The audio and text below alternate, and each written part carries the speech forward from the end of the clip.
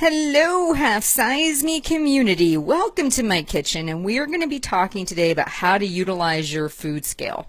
So as you can see, I've already put my empty bowl on the scale, and I'm going to go ahead and zero it out.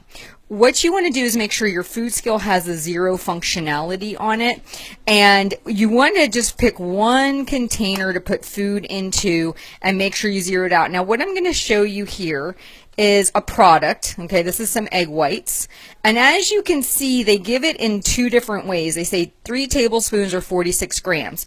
Almost all of your foods, and here's some pumpkin, it's showing it as a half a cup, 122 grams, and then protein powder is 1 scoop, 28 grams.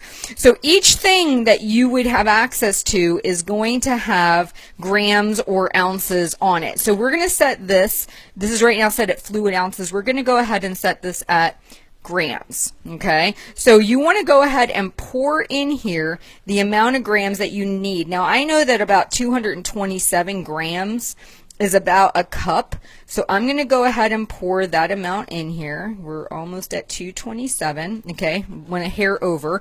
That's a cup of egg whites. Now I'm going to zero it out. Okay, and the next thing I'm going to add to make my protein pancakes is my scoop of protein powder.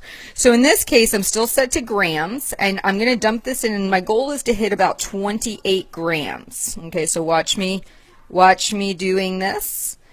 And oh, I went a hair over, which that's going to happen on occasion, not a big deal. The next thing I'm going to be doing is adding in the pumpkin, mixing it up to make my pancakes. But I wanted to give this little tutorial only because I know a lot of people are saying to me, Heather, how can I better utilize my food scale? And I wanted to show you a way that you could use just one container, put stuff in, zero it out. And again, you can switch from grams to ounces to milliliters. All right, guys, you have a wonderful day, and I'll talk to you soon.